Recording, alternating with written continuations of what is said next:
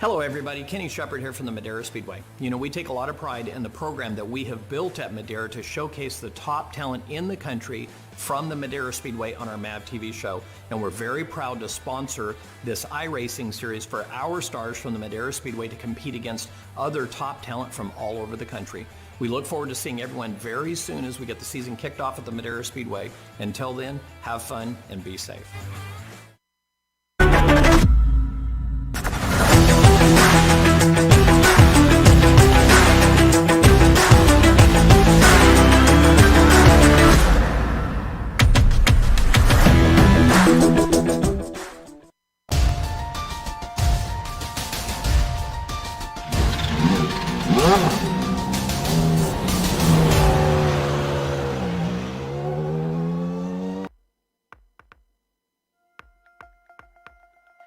Austin Edwards has emerged as the driver to beat in the Mobile One Junior Late Model eSports Series presented by Madera Speedway. After dominating round one at the Las Vegas Bull Ring, Edwards overcame an early race penalty and a mechanical glitch in his steering system to rocket to the front in the chaotic final laps in round number 2 at Five Flags Speedway. Tonight, Edwards looks to complete a clean sweep in the first half of the season. It's round number 3 of the Mobile One Junior Late Model eSports Series presented by Madera Speedway, and it's live right here on the Global Sim Racing channel.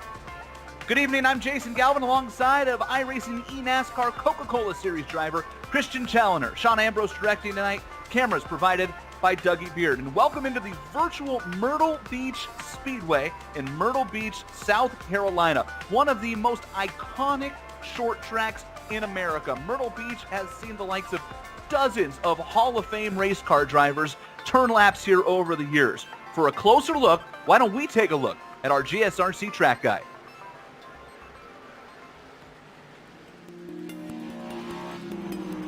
Welcome to Myrtle Beach Speedway. Located in the heartland of NASCAR's core here in the southeastern United States, this track has seen countless legends from the oval racing scene duke it out. With the beautiful scenery of South Carolina as its backdrop, this half-mile oval has an unusual asymmetric D-shape.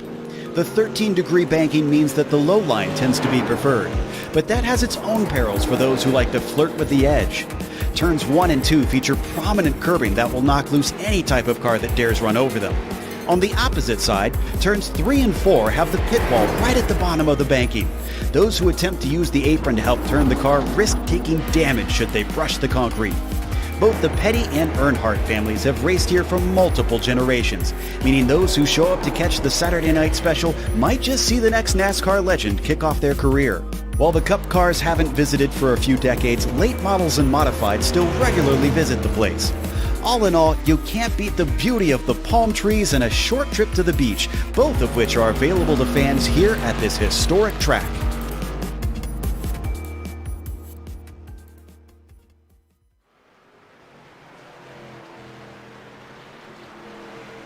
And we'll welcome back in now the driver of the number 37 JTG Doherty Racing entry in the Coca-Cola eNASCAR Series here on iRacing, fresh off of a interesting performance at Richmond. Christian Challoner here joining us at Myrtle Beach. And Christian, we've changed the format around from week to week here. And again tonight, it's all set with a pair of heat races and then an LCQ. 10 drivers from each heat race, 4 from the LCQ, who will transfer into the 24-car 100-lap main event with $250 on the line here at Myrtle Beach Speedway. Last week had a chaotic and incredible finish at Five Flags, which is a track, Christian, as you and I both know, you can get away with a lot of side-by-side racing at. Myrtle Beach and that funky little shape there on your screen, side-by-side racing is a lot more difficult to come by. Yeah, Myrtle Beach is a completely different challenge for these drivers. One thing that should make life a little bit easier on restarts is the front stretch is a little bit straighter and a bit wider than it was at Five Flags, so hopefully the restarts can go a little bit smoother tonight than they did last week. That said, when you get down to turn 1 and 2, it is very much one line through there, so I do think we'll see a lot of drivers trying to get to the bottom as fast as they can, and you've got that curbing on the inside of that corner as well that makes life very, very difficult. So passing here tonight is going to be challenging. As always, restarts are going to be very, very key, and Right now it looks like we've got 37 drivers in the server, and with only 24 making the main event, that's a lot of drivers we got going home. A lot of drivers who are going to be trying to qualify fast. As we talk about this series here with the junior late models, and they are running the iRacing late model Monte Carlo. It is a 350 horsepower stock car on an 8-inch tire. It's a crate motored car, similar to what these junior late model drivers run in real life at their various tracks here. Christian, why don't you tell us a little bit about the details of this series for our first-time viewers? So as we've had for the previous 2 rounds, it's going to be a 100-lap race, all 45 minutes, and we have had the series timeout, so we do have to keep an eye on that clock. And we are restricting the number of green-white checkers this week to just 1. So if we do end up running into that scenario, it's a little bit clearer for us and for the drivers themselves.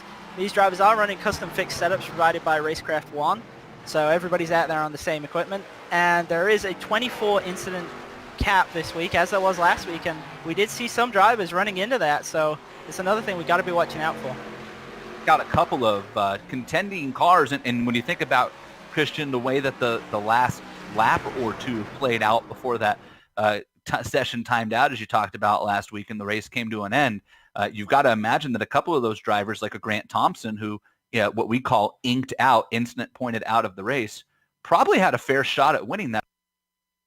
Yeah, obviously hugely disappointing for those guys, especially the ones who made it so close to the end of the race and then got involved in just a little bit of contact. And with how the system works here on iRacing, it's a no-fault system. It doesn't try and assign blame. So even if you're not the aggressor in the scenario, if you pick up a what we call a 4x, so that's 4 incidents to the count, and it knocks you over that 24 limit, then you will be disqualified from the race. And we did see that happening to a couple of drivers, Grant Thompson being one of them.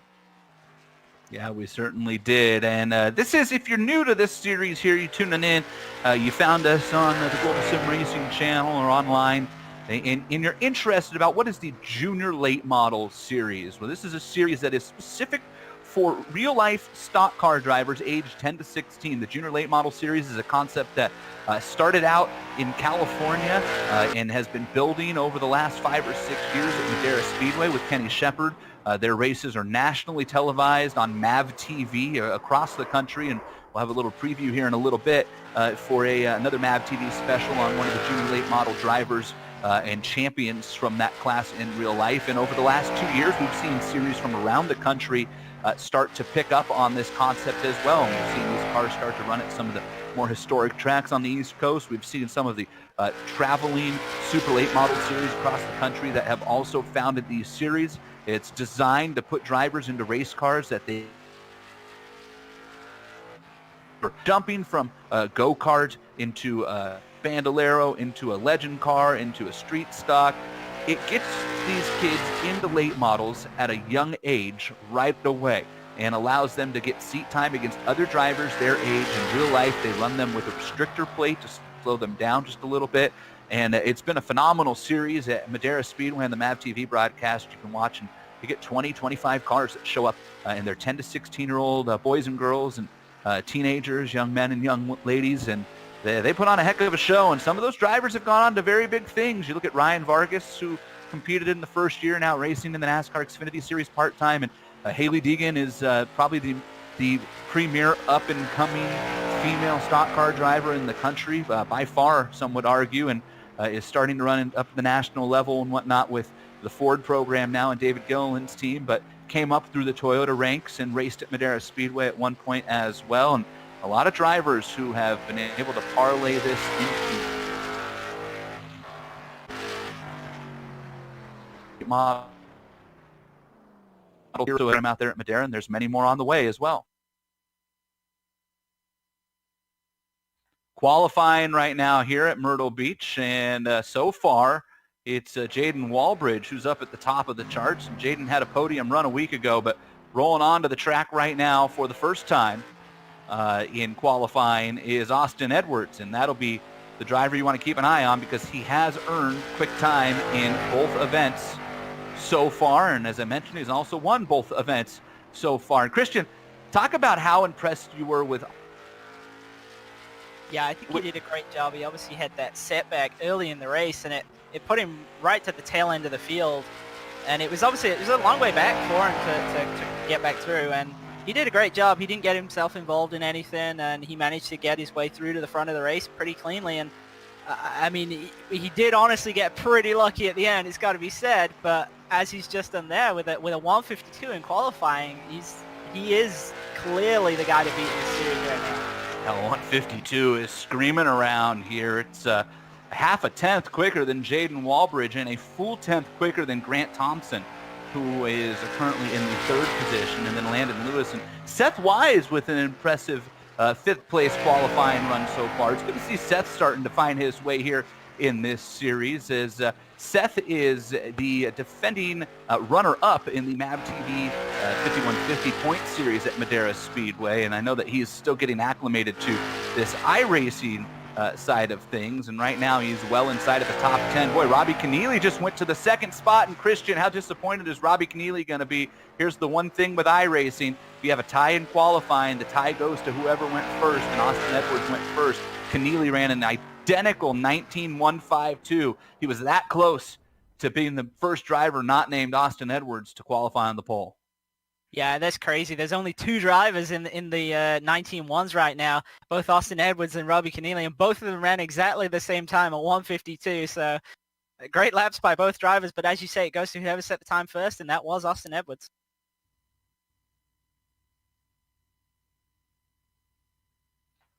And so we are ready to go with the first heat race here at Myrtle Beach. 15 laps, caution laps, do not count during the heat races and the LCQ, but they will in the main. And if you finish yourself event of this one, let's take you through the starting lineup here for heat race number 1 at Myrtle Beach. And on the pole, as we mentioned, will be Austin Edwards with the 19.152 lap time, and it's Jaden Walbridge who will start next to him with a 19.206. And Jaden Walbridge, a week ago, Christian, looked like he was going to be the winner until that last lap wreck. Yeah, he'll definitely be looking to make up for last week. But moving on to row 2, we got Elvis Rankin alongside Landon Lewis with a 2:41 and a 2:56. Row number 3, and here's a driver who, again, was very good for the first 2 rounds, but has not seen the results maybe that he wanted. Bradley Erickson and Cameron Bolin will start next to Eric. As we move back to row 4, we got Carson Lucas, a driver who was involved in a lot of incidents last week, but most of them not actually his fault. Just unfortunately he was at the wrong place at the wrong time, but looking to make amends this week, starting 7th. Alongside him, we got Cade Brown in 8th. Casey Cash is going to start in the 9th spot, and another driver who ran into a lot of issues a week ago at Five Flags, not necessarily all his fault. Colby Sokol will start 10th. Moving on to drivers inside the 19.4s, we got Cody Camille and Dominic Carter. In row number 7, you'll have Cassidy Hines, and that is Calvin Hagee racing under his father's account. So you'll see Randy Hagee pop up on the timing and scoring. Moving on to the next row, the last 2 drivers in this heat to actually set a time in qualifying. We got Eric Nascimento, a driver who was really charging through the field last week, but got involved in some stuff and unfortunately didn't make the flag at the end. Looking to make amends again. Alongside him, you got Braden Connor. And the final 3 cars are listed as Trevor Wester, Zachary Cook, and Ronald Turner. We're going to have to check and see who all's actually jumped into this session, maybe not in the driving role, or they jumped in as drivers and weren't supposed to be. So we're going to keep an eye on that here as the pace car turns its laps and we get ready to go.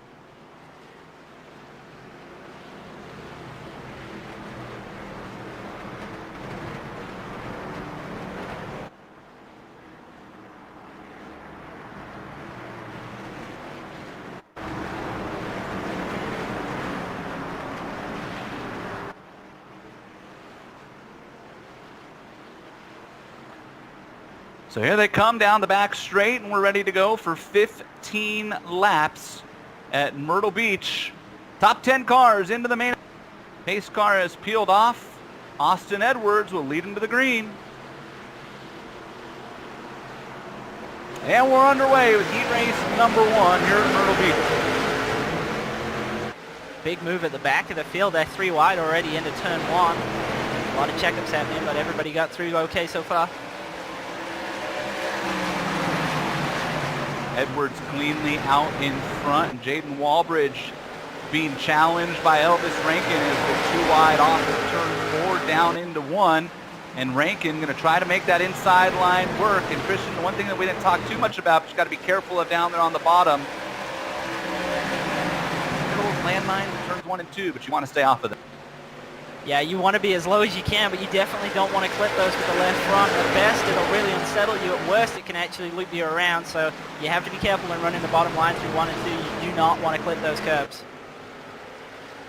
Walbridge clear for second, and there's our first caution. It comes on lap number 3, and we have a car around in turn number 2. It looks like it is the 21 car of Casey Cash, and it looks like Casey might have just got out of shape all by himself. Well, I haven't checked the replay, but very easy to do here. As we were saying, it's a very challenging track.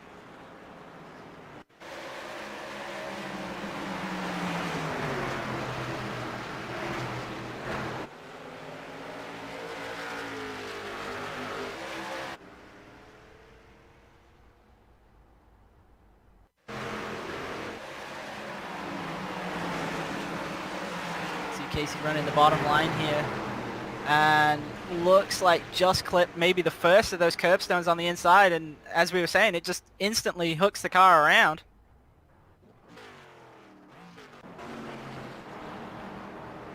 Unfortunately, obviously going to go to the end of the field there, but no damage at least, so some possibility of getting back through in a transfer spot at least. Definitely don't want to pick up damage early on in this race.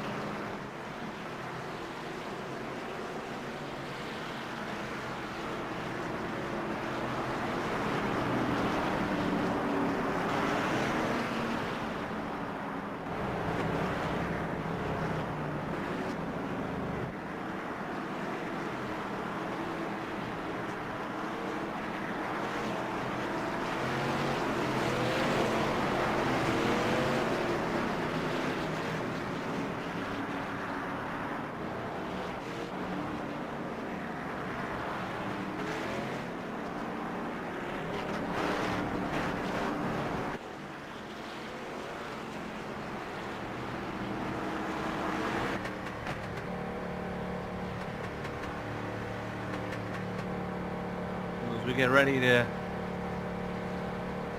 come back to the green on lap number 3. Austin Edwards and Jaden Walbridge will double up.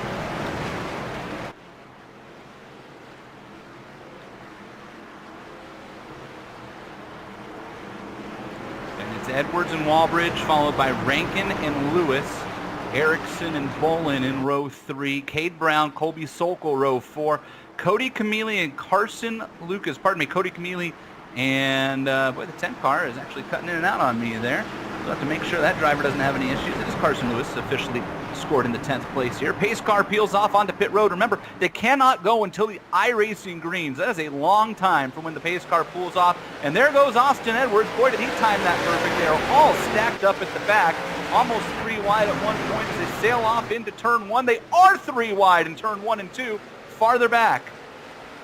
Yeah, it looks like at the back of the line, they're really trying to get a jump on the restart. As you see that red 48 car, looks like it's going around, going through turn 3 right now.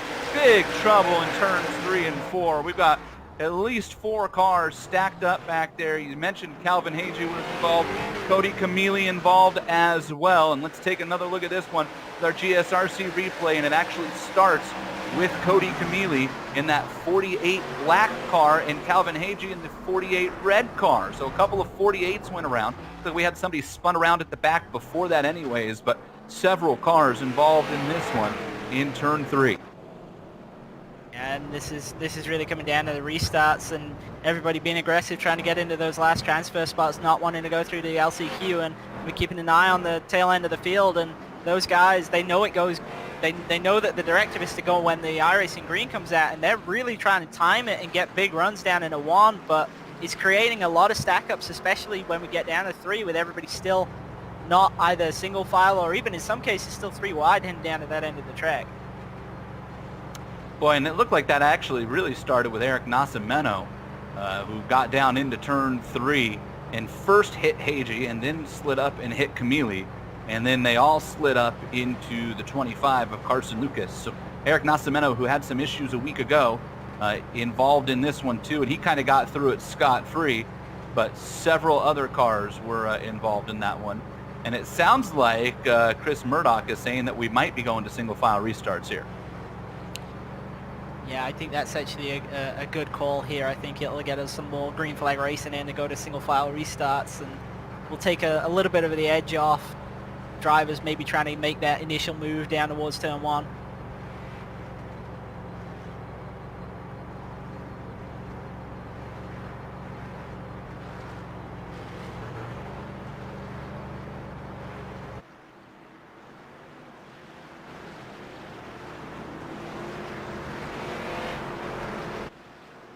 I have to see here. I've not seen the official iRacing directive to make this a single file restart, but I heard Chris Murdoch at least talking about it in race control.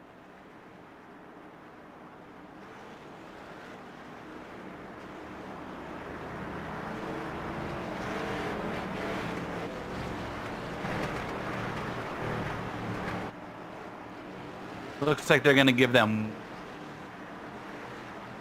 if they switch it to the single file restart here. There's a time limit as well on the heat races, and that's 10 minutes. And now that we're 2 cautions in, it means we run the chance of maybe hitting that as well. Yeah, it's definitely something we need to keep an eye on. Obviously, these continued yellows mean that we're going to struggle to get those 15 laps in. And as we saw last week, the cutoff at the end, if it is a time-limited race, is quite severe. So got to keep an eye out for that and just see how the drivers can deal with that. Obviously, fighting around that transfer spot makes it pretty tricky for them. Here we go. Pace car peels off of turn 3, and as I said, you gotta hurry up and wait here at Myrtle Beach. Wait. Boy, Edwards and Walbridge just about rubbing doors. There's the green flag. Austin Edwards again, shot out of a cannon out in front. Walbridge gets turned by Rankin. This could be big trouble. It's gonna be a bunch of cars are around, and the whole inside line stacks up, and now they're plowing into the outside wall. Oh my, that's gonna have some serious implications on the grid for the main event tonight, as well as the LCQ, and immediately Chris Murdoch says we're going to single file. That's if we even get another restart here, Christian, but that was a big mess, and it started with second place. Yeah, you saw Jaden Walbridge there trying to get down to the bottom, and it was just some contact immediately, and he was saving it the whole way through the corner, but every single time he got the car back straight, somebody else was there and just piling into the door. So really kind of destroyed his heat race there. His car's definitely crabbing down the backstretch, and he's going to have to pit for some repairs. I think Jaden's thought process here, Christian, is if I can keep it out long enough for the race to time out as you go on board with Cassidy Hines and see how ugly that got, and it cycles him through to the top 10, then it puts him into the main. I think that's what he's trying to do, because you're right, that car is crabbing worse than any car I've probably ever seen on iRacing that could still roll. Yeah, right now he's scored in second place, but that'll reset out once we get the green flag. Out of the nose of Cassidy Hines. Look how that car is sitting. Yeah, there is no way that he's going to have any pace in that car at all, and he is actually ducking down pit road this time.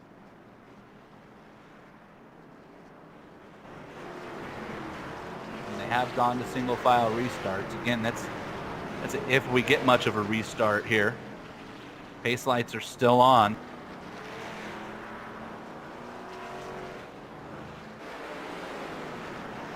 thinking Jaden Woolbridge would have wished they went to single file restarts on that one rather than waiting until this one. One before, no kidding. All right, let's try to make sense of your top 10 here. It looks like it's going to be Austin Edwards, Elvis Rankin, Landon Lewis, Bradley Erickson, Cade Brown, Cameron Bolin, Carson Lucas, Colby Sokol, Eric Nascimento, and if I'm seeing it correctly, Dominic Carter is your 10th placed car and therefore would be the final car to transfer into the main event. Just taking a look myself, and it does appear that way, but we'll have to wait until either the race ends or the green flag comes out.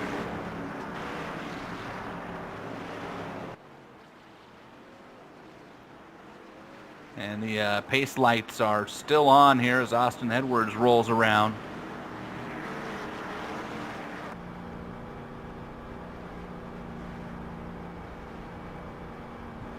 This race may be coming to an end.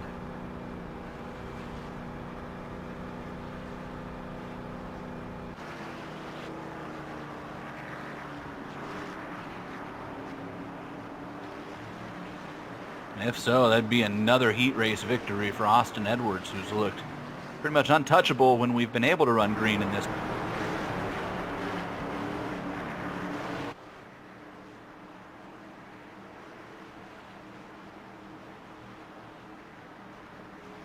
Well, lights are out, pace car's peeling in, so we're at least going to get a shot at a restart here.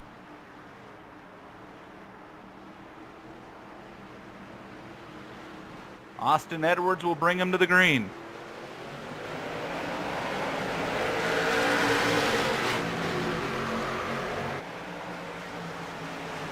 And immediately they fan out in the back, and we're already bouncing off of each other farther back.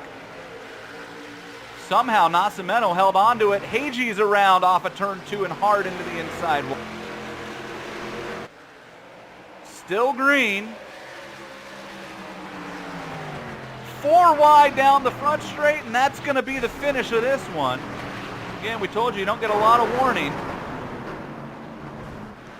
And it was Cassidy Hines who got wrecked coming to the line. We'll have to see how that affects the final finishing order of this one. So that's the end of Heat 1. Remember, we get minimal warning, folks, if it's not coming to the actual checkered flag or with a green-white checkered when races time out. So trying to keep an eye on that as we pull up the grid for race number 2. And after we do that, then we will go through the official finishing order for race. So let's take you to the starting lineup for race number 2. And it's Robbie Keneally who will start on the point along with last week's runner-up, Bakersfield's Cade McClenny. Moving to row 2, we got Grant Thompson. We talked about how he got disqualified before the end of last week. Starting this week off right in 3rd place and inside on the row 2. Alongside him is Seth Wise. Bryson Ruff and Jacob Putman will make up the 3rd row here in Heat. And then I think I cursed him last week when I picked him out as my hard charger for the week. Unfortunately, the race really didn't go his way. We got Jay Juleson starting in 7th, and alongside him, Nick Loden. And in the 5th row, it's Joe Valento and William Cox III, who was really strong in our opener, Christian, at Las Vegas, and not so much last. Yeah, and another driver that we had that was also really strong, but unfortunately doesn't seem to be able to get the qualifying down so good, is Barrett Palmas. He's going to be starting in 11th. Alongside him, we got Holly Clark in 12th. Joey Stearns and Katie Hedinger will make up the 7th row. Moving on to row 8, we got Jake Bowman, and alongside him we got Josh Cusack, another driver who's known really the past 2 weeks for charging his way up through the field, but unfortunately just doesn't seem to get the end result. Let's see if that changes tonight. Bowman was strong in the opener at Vegas and missed last week, and Cossack last week was at the root of the final lap incident. Brody Moore will bring up the final row, and Christopher Wheeler is listed at the back of the pack here, although I'm not sure is competing in this one as the cars make their pace laps, and we are getting ready to go.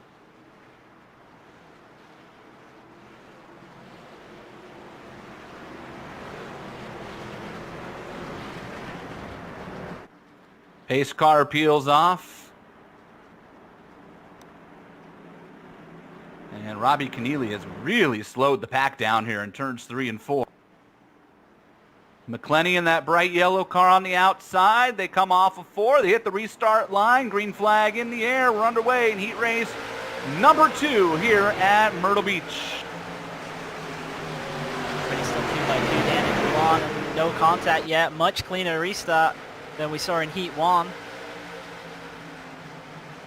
Remember, we got 3 green flag laps to start with in heat 1 and then never got another green flag lap in after that. We get to the stripe this time here in heat race number 2, and everybody playing nice so far, Griffin. Yeah, it looks like a lot of drivers have managed to successfully get themselves to the bottom of the racetrack. Not too many stuck on the top side. Cade McClenny is the highest profile driver. He does look like he's managed to get to the bottom as they get to 3 and 4 this time. Robbie Keneally starting to open up a nice little gap over McClenny in second. Grant Thompson's in third. Then Seth Weiss, Jacob Putman as we go on board with Keneally looking out the back. That black and yellow Chevy of Cade McClenny. His little brother Cale also races in the Junior Late Model Series at Madera, although it appears that Cade pulled rank when they set up iRacing because he's the only one in the series. And no caution, but we did have an incident that time on the backstretch. It looked like Nick Loden got turned down, straight down into pit road. I have to check who it was that had contact with him. That car definitely is, a big hit. That car is smoking down pit road. So off to the LCQ goes Loden as we look at the battle for the 9th position back here. And it's Holmes and Cox who are side by side. Remember, play nice here, boys. 10th is the transfer spot. You'd hate for these two to get together like that and both get bumped out. And look at this. Joey Stearns trying to take advantage 3 wide into turn 1. And that's the thing, is that one spot is obviously great, moves you up a row in the feature, but the big thing is making sure you transfer in the first place. And Holmes now not even in the runner-up spot. He's about to lose a spot to Bowman as we move back up to the battle for the 2nd position. And we got a car around trouble. It's Holmes into the wall, cautions out. Hedinger got into it as well. Barrett Holmes, and he got a lot of help. Boy, Jake Bowman was just out of control into the corner. You see Holmes on the outside there and really high up the racetrack, but just gets completely cleaned out regardless.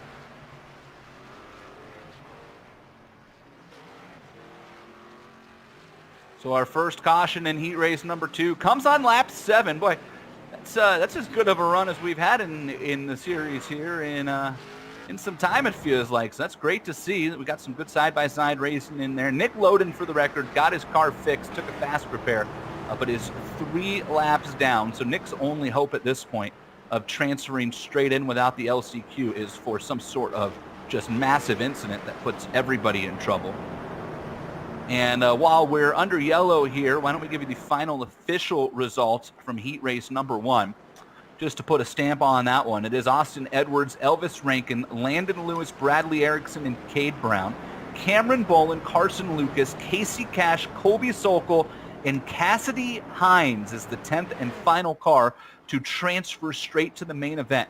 Dominic Carter, Jaden Walbridge, Eric Nascimento, Calvin Hagee, Cody Camille, Braden Connor, all going to the LCQ, Christian. Boy, there are 3 or 4 cars there that are top 10 runners when everything is going well. The LCQ already going to look pretty wild, and we don't even know who's coming from this race.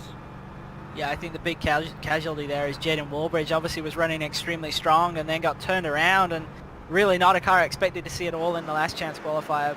But I expect there's the possibility of making a good recovery. Obviously, we're going to have to see how the grid works out for the LCQ. There will be a lot of cars in it, but it is possible, as we've seen, to transfer 3 from the heats, even if you're starting at the back. We've got a couple of drivers in this race itself. Joey Stearns started 13th, is up in a transfer spot in 10th right now, so it is possible.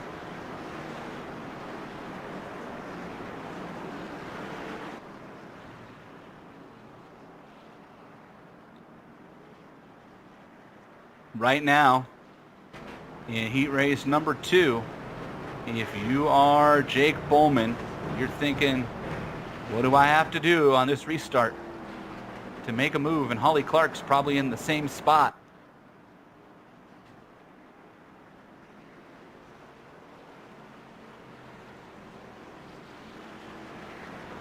We've seen how key the restarts are, especially if you're towards the tail end of the line. It looks like a lot of drivers that at that point in the field are really trying to time when the green comes out to get a big run down to 1. But they have to be careful because they can't just force a 3 wide in front of them. It's not going to work. We've seen numerous times now that it just doesn't work. The guys on the top side, they need the space as they come off the corner. So got to be careful. Got to have some respect for your competitors out there.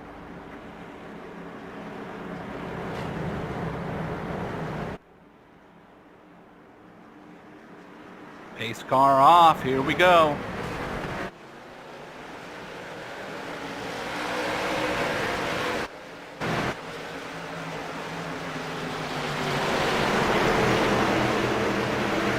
McClenny under attack from Thompson down the back straight.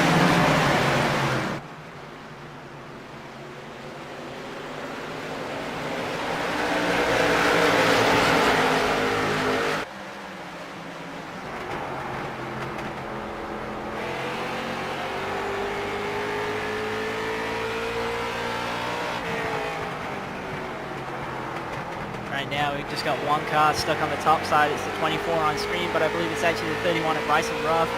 He's running side by side right now with Jed Juleson for that 6th spot. Just holding on, just looking like he's going to try and hold on until the end of the heat race here. Just hope not to fall outside of that top 10, and really doing a solid job of it right now. Another car forced to the top side there. I believe it's Jacob Putman underneath Seth Wise. Seth Wise managing to get back in line.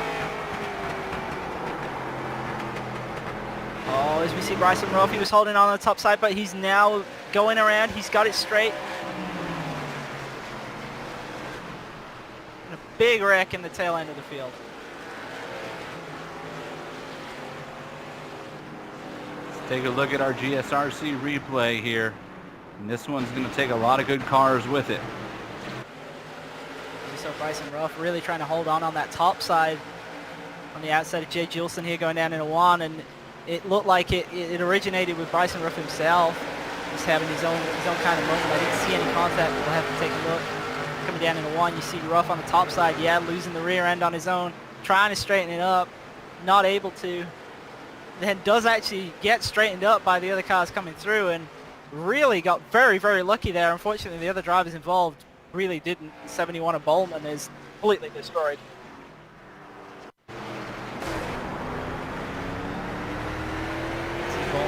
Trying to get under it, gets tagged on the inside, tagged again, and then a head-on with somebody else.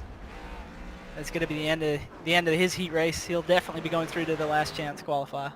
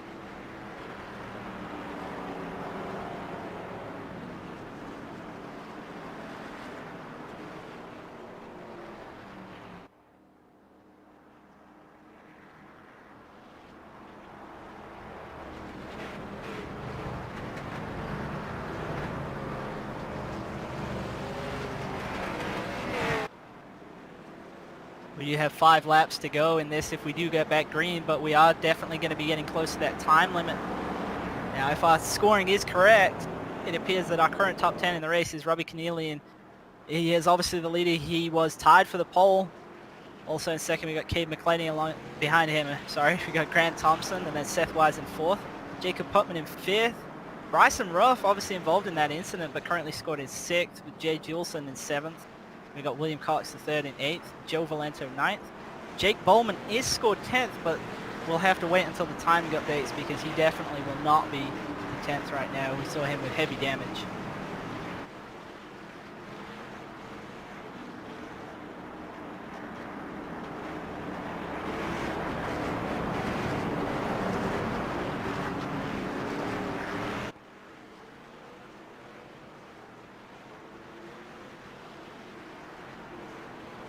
Pace car is off, and everybody is single file for this restart.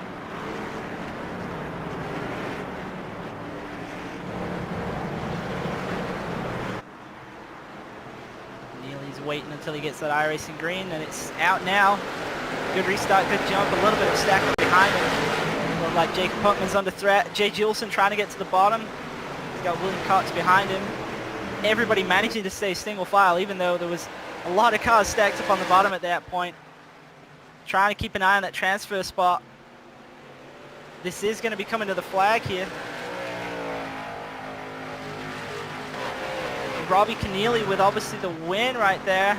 Just trying to get an idea of who did transfer through, and it looks like the driver in 10th was Barrett Polmus, managed to recover and make his way through to the main right there. Joey Stearns came home in 9th. Bryson Ruff, involved in that last incident, came home in 8th.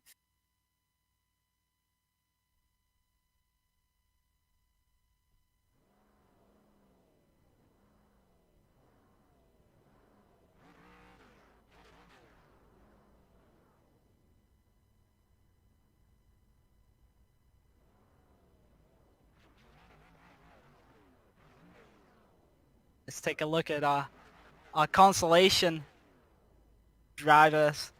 And on the pole for this race, we're going to have Dominic Carter alongside him with Joe Valento in 2nd. And then our high-profile driver that missed out in that first heat race, unfortunately, in that big wreck, Jaden Walbridge. Alongside him, Jake Bowman, another driver in that 2nd transfer race, had a big incident towards the end there and will be starting 4th in this race.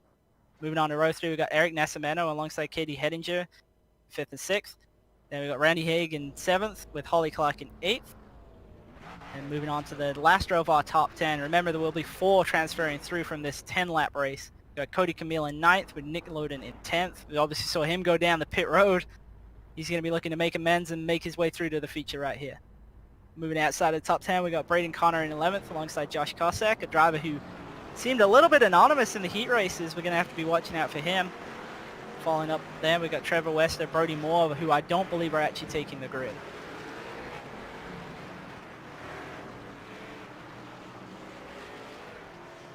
All right, so here we go with the last chance qualifier. Thanks for taking the reins there for a second, Christian. And this is ultra important, as we talked about off the top. If you're new here to the Mobile One Junior Late Model eSports Series presented by Madera Speedway, the winner of the main event is $250. Top 3 spots all pay.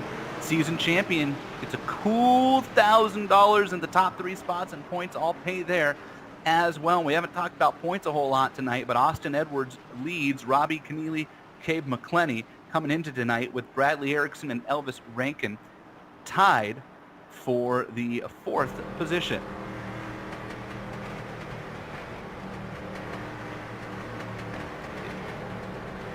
Everybody doubled up here.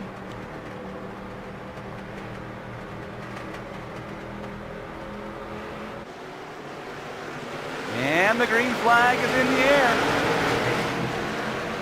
Pole sitter really did not get away good at all. Immediately ceding the lead there to Joe Valento.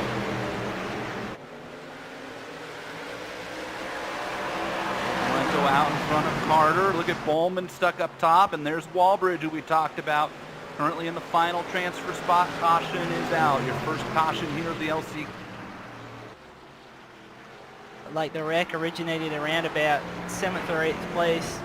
Have to go back on the replay and take a look at that when we get it.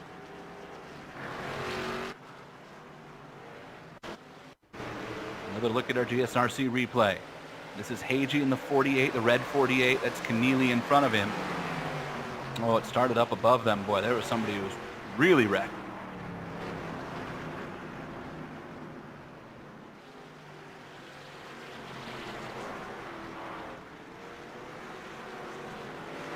Well, that's Katie Hedinger's car.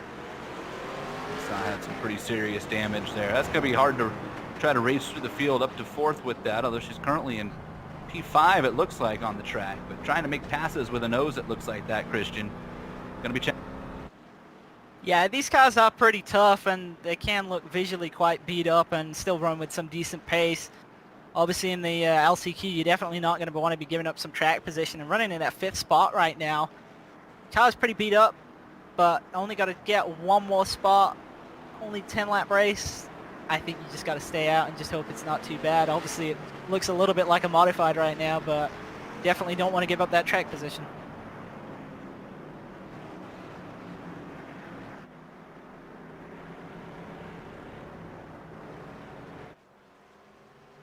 Continuing to pace here, and we are double filing the restarts in the LCQ as well. Although again, at race control's discretion to possibly make that change. Just depends on how things shake.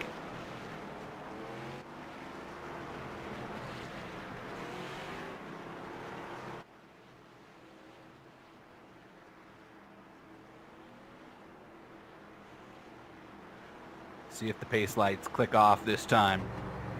And we can double everybody up. Looks like we're going to get at least one more lap here. Under caution around Myrtle Beach. On board with Jaden Walbridge, young man out of Oregon, Lucas Oil Madera Speedway entry. Driver who has been plenty fast at Madera Speedway over the course of the last year. Looking to try to earn himself a victory here in 2020 when we can get back to running real race cars. And in the meantime, he'd have to get himself a victory here on iRacing. He came close a couple times last year. Had a car that ran consistently up in the top 3 or 4 of every race, but last season the Junior Late Model Series pretty much dominated by the likes of Joey East and Seth Wise. They've been trying to take the step this year and climb up into that upper echelon of young drivers on the West Coast as well.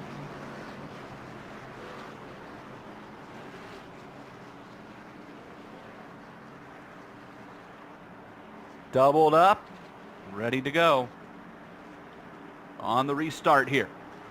Still technically have all 10 left. The last chance qualifier. Pace car pulls off. And remember, have to go on the iRacing green flag in this series, which comes a white line that runs across the track just off of turn 4. Green flag back in the air. 10 to go to race into the main event. And so Katie Hettinger not really getting a good pull away from that 5th spot. Big moves in the back there. We see Braden Connor all the way to the 3rd lane, trying to make a very outside pass work, and it looks like it's nearly come off. Side by side for 3rd between a couple of adversaries there. Walbridge and Coleman, who's in that green car. Black and green entry, 4th spot back. I hear some cars bouncing off each other farther back. We got one around. Braden Connor.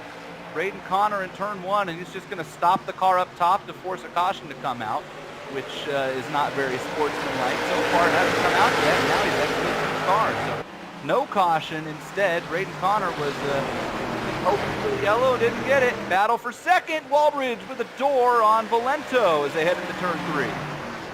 Yeah, Walbridge trying to make up for his heat race and get as best a starting position as he can for the main.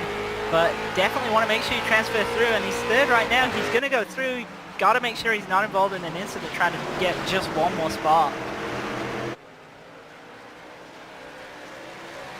Oh, some big contact on the backstretch. Just saw that, and we got a caution. Caution comes out here on lap number 5, and there are a couple of cars who are junked. Holly Clark is one of them, and Cody Camille was also in that one. Boy, Holly Clark ended up head-on into the inside wall, but it started with Camille.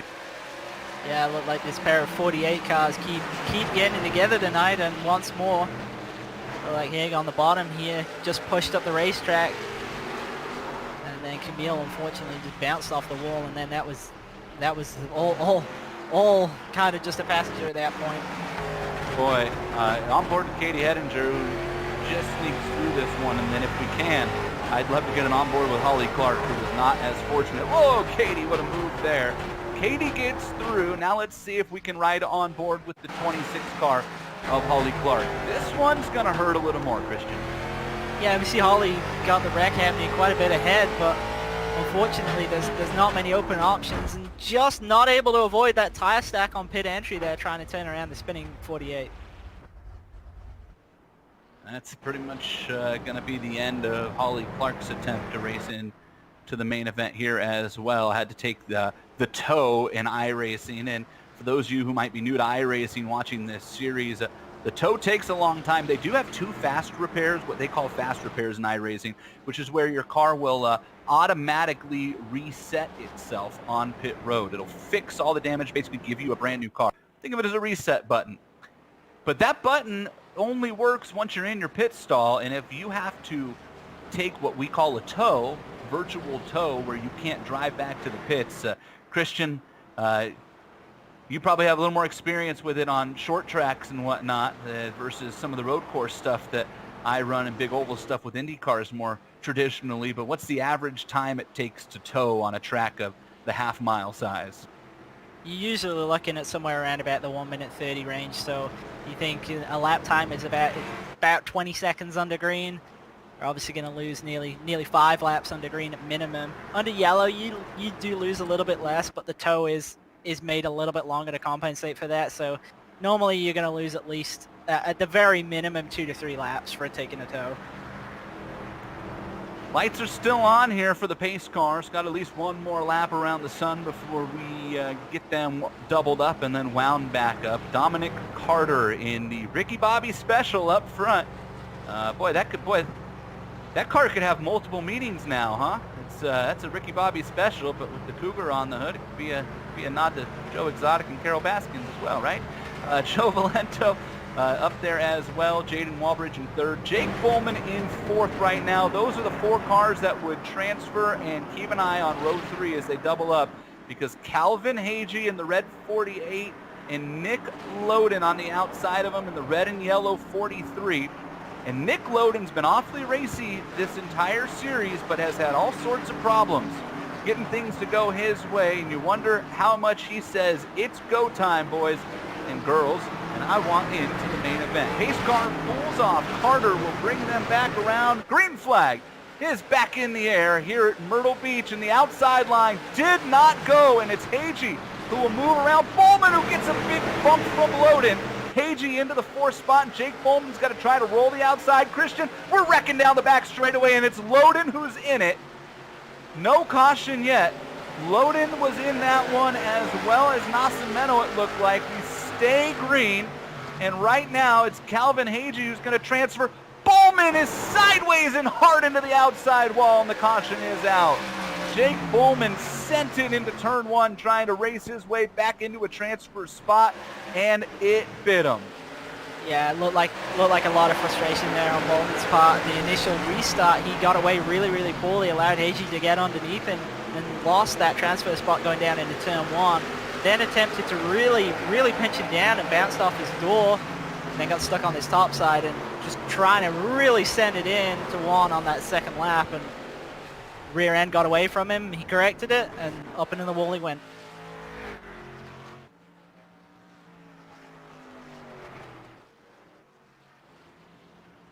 Well, this is going to have a pretty heavy impact on how this race shakes out. Jake Bowman's still running around with the car smoking, so I don't know if he's out of repairs and just hoping something goes wrong for everybody.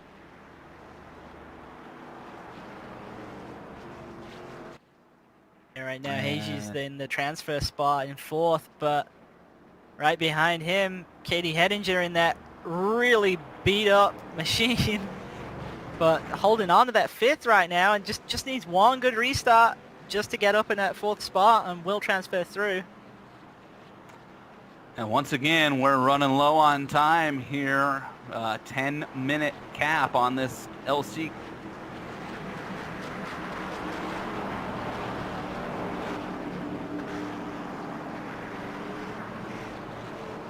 And this LCQ may end under yellow. Race control just told the drivers that if the green comes out, then we're racing, and if the session says it's over, then we're over. So there's a little bit of a question and confusion right now amongst the drivers who are in this LCQ over whether we will in fact get another green or not. And if we don't, boy, Calvin Hagee is going to be smiling ear to ear, because he basically snuck his way into the main event on the heels of a poor Jake Bowman restart. Pace car comes around. We'll get a good idea here of what's going to be happening. The iRacing flagman is holding the yellow. I don't see the checkers. And so we're going to take a restart here. It's almost like because green-white checkers are on in this race, it kind of feels like when the lights go out on the pace car, if the session has timed out, which it should be at right now, that we get a green-white checker attempt because of that. So that may be what's happening here. we've kind of deciphered that. In fact, actually, the lights stayed on the pace car, so it's going to come around at least one more time here.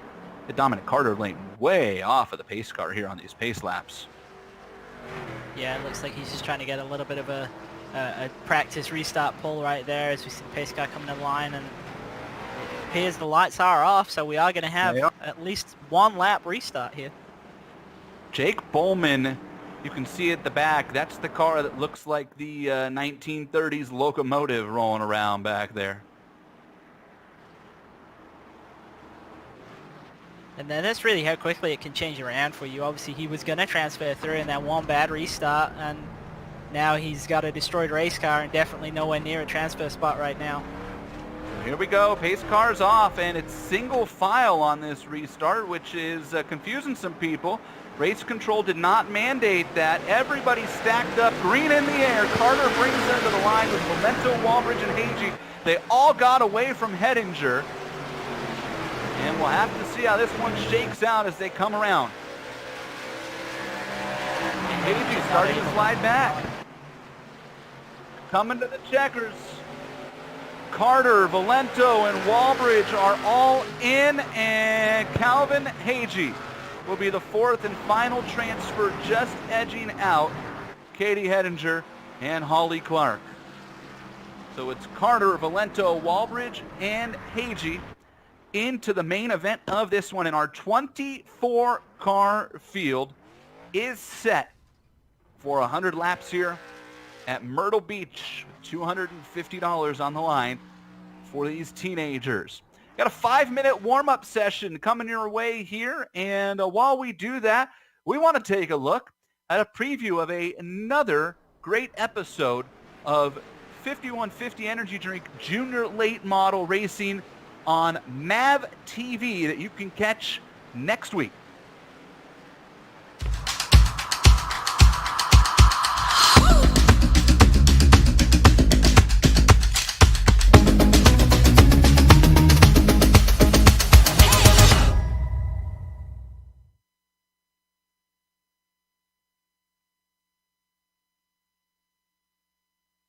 Joey East recalling the base. This is the special about Joey East, a young farm boy that transforms himself into a champion.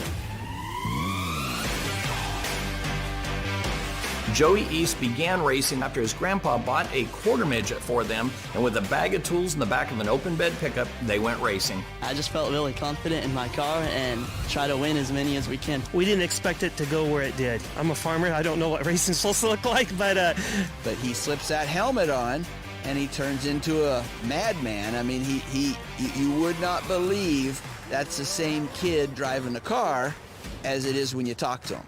So very polite, raised very well, very good manners. But when he gets in the car, kind of leaves that back at the truck. It's kind of amazing. It's almost like when he puts the helmet on, he becomes who he really wants to be. But also able to have that consistency without having to push himself beyond the limits and being able to make a race car stay all the way to the end of these 70-lap races. And this time it's Joey East picking up his first championship in the 5150 Energy Drink Junior Late Model Series.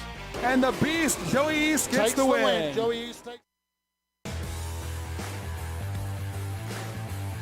Hello everybody, Kenny Shepard here from the Madera Speedway. You know, we take a lot of pride in the program that we have built at Madera to showcase the top talent in the country from the Madera Speedway on our MAV TV show. And we're very proud to sponsor this iRacing series for our stars from the Madera Speedway to compete against other top talent from all over the country. We look forward to seeing everyone very soon as we get the season kicked off at the Madera Speedway. Until then, have fun and be safe.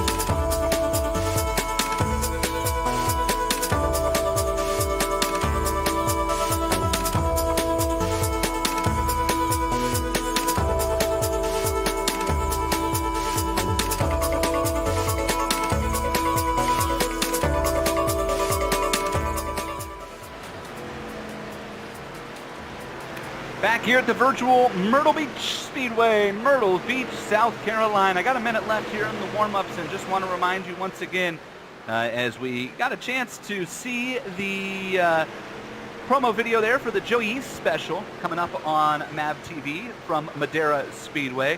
That airs next Thursday at 8 and 11 o'clock Eastern Time on MAV TV. You can get MAV TV by going to channel 214 on DirecTV, 1105 on AT&T Uverse, 815 on Verizon Fios. It's also available on Spectrum and all of its networks. Check your local listings there, and I've made no secret of it. I'm proud to have been a member of the Madera Racing on MAV TV broadcast for the better part of the last 2 seasons, along with Stephen Blakesley and Outback Andy Foster up in the booth, and Kenny Shepard, who is the promoter and operator at Madera Speedway and also the producer of the TV show.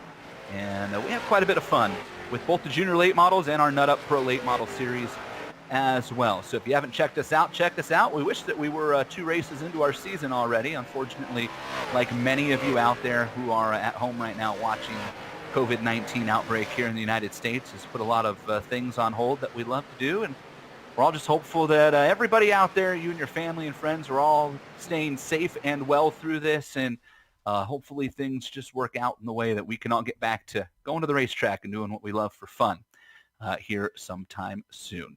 The warm-up is over, and we are ready to grid for the main event, 100 laps here at Myrtle Beach. And before we go through the starting lineup, we want to tell you about, well, we'll do the starting lineup first, and then we'll tell you about our Fast Time Award winner, who is Austin Edwards with a 19.152 and the winner of Heat number 1, starting alongside Robbie Keneally, Jaden Walbridge, and Cabe McClenny in row 2, Elvis Rankin, Grant Thompson, row 3, Landon Lewis and Seth Weiss, row 4, Bradley Erickson and Bryson Ruff in row 5. Then moving on to row 6, we got Jacob Putman alongside Cameron Bolin. And then after that, moving on to row 7, we've got Jay Juleson. Carson Lucas had some incidents in the heat races, but managing to advance their way through. Then we got William Cox alongside Casey Cash, the next row back. And then moving on after that, we've got Bryson Ruff alongside Colby Solker. So Bryson Ruff had some incidents towards the end of that second heat race, but able to actually straighten the car out, transfer through. And moving back, we've got Joey Stearns alongside Cassidy Hines. And moving into 20th position, and the last driver to advance through the normal heats, we had Barrett Pullman. Following up, we got the drivers who advanced from the last chance qualifier. That was Dominic Carter, Joe Valento, Jaden Walbridge, starting way back in 23rd place, and then behind them, Randy Haig. Let's take a look at our Victory Custom Trailers Fast Qualifier Award winner. And it's presented tonight to the number 18 car of Austin Edwards, who is going to start on the pole here for the main event as well after winning his heat race. Victory Custom Trailers awarding the Fast Time Qualifier here in the Mobile One Junior Late Model eSports Series as we get ready to go green for 100 laps. It's Edwards and Keneally in the first row, and we are underway in round number 3 of the Mobile One Junior Late Model eSports Series presented by Madera Speedway.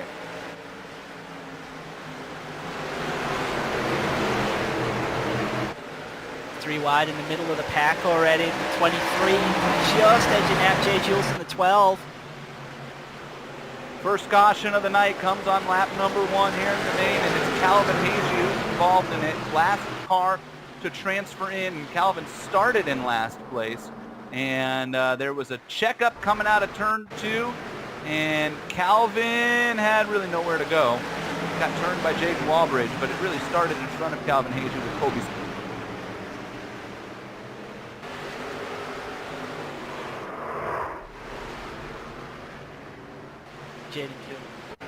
Jaden Walbridge just looping around the 48 right there.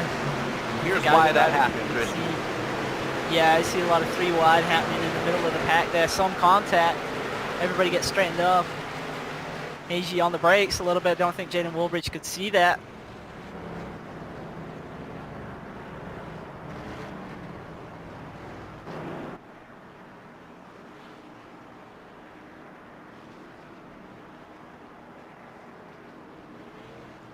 So on lap number 3 now here in our 100-lap main event, and a reminder that caution flag laps do count during our main event tonight. No pit stops in this series except for 2 repair damage. So make 100 laps, go the distance.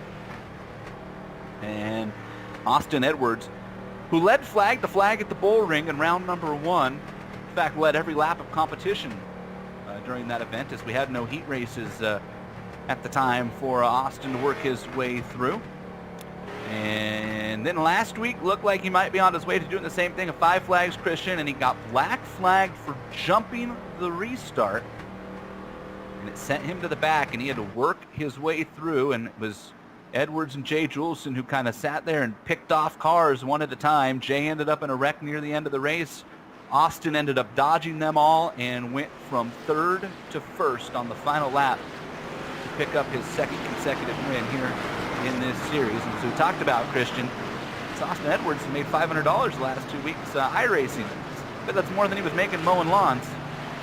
Yeah, he's definitely made a good bit of money out of this series so far. And as you said, last week he was 3rd on that last restart, and the two ahead of him got together, and it just opened up for him, and he drove by them both on the bottom. And obviously the best possible recovery that could have happened for him last week, having to go to the tail end of the line. Pace car peels off. We're ready to go on lap number 5 here at Myrtle Beach. Green flag flies, and Austin Edwards out in front right away. See Robbie Keneally able to duck down, take away that bottom line, make sure he doesn't get stuck on the top. Very clean at the front of the field.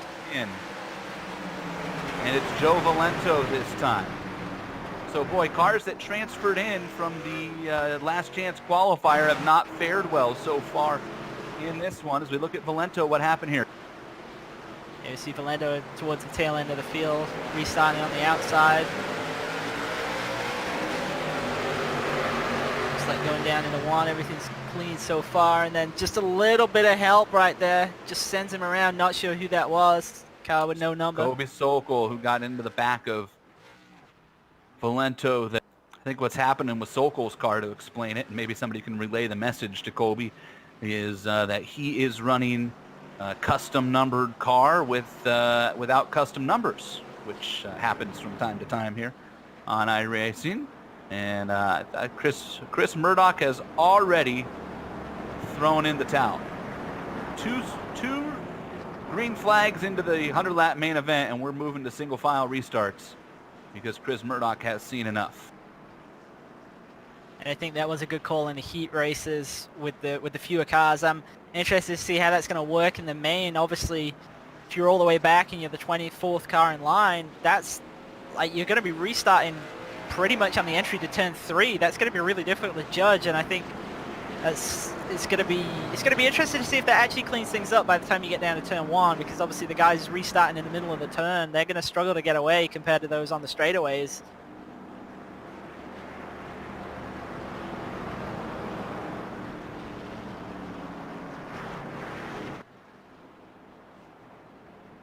I have a couple other, excuse me. Let's try that one again. We have a couple other awards to keep track of here throughout this race. Of course, we have the halfway challenge presented by Raceface Telmed. Go to the leader at the halfway point. Fastest lap of the race award goes to, whoever runs the fastest lap in the race. That's brought to you by our friends at homesmiles.com. And the Hard Charger award presented by BEA Energy Drink. And boy, Christian, I dropped the ball on this one. I meant to ask you your prediction for it. From a week ago when things didn't go too well with Jay Juleson, but what are your thoughts and feelings towards the Hard Charger here in this one? Well, my pick based on what happened in the heat races was definitely going to be Jaden Woolbridge. He hasn't managed to make up any spots really so far. I think I'm going to stick with him though. I think if we do get some green flag running, I think he's going to make some great progress from the back.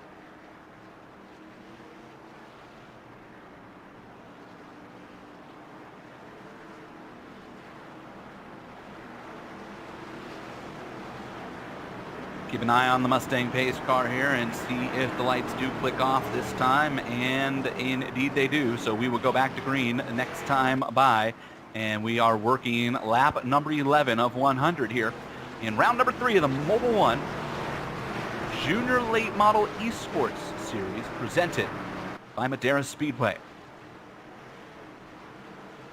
single file restarts from here on out, says race director Chris Murdoch.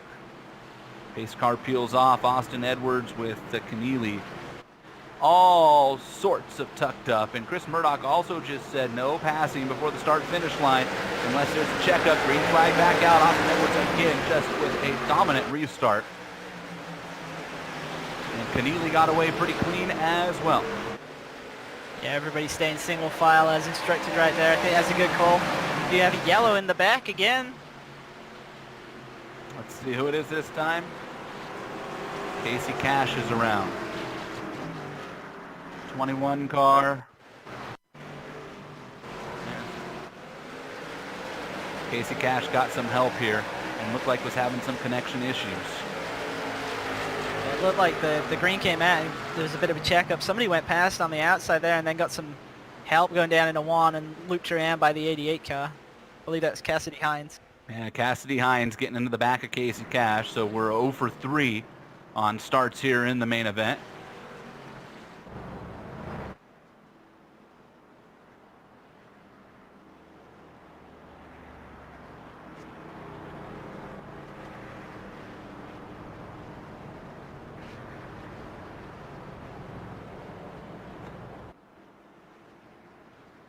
Edwards, Keneally, Rankin, Cade McClenny, Landon Lusch, top 5. Then Grant Thompson, Bradley Erickson, Seth Wise, Cade Brown, Cameron Bolin. That's your top 10 as they run right now on lap number 14. So far, your biggest mover through the field been Bear Polmis, up 4 spots from 20th to 16th. Casey Cash with that spin fell 9. That's your biggest loser so far here in this one. Maybe of a bit of surprise, Jay Juleson is down 2 spots since the start of this race from 12th to 14th. Yeah, a little bit surprised. Jay Juleson was obviously one of the big movers last week on 5 flags. Maybe those initial restarts just lost 1 or 2 spots each time, just being in the wrong lane.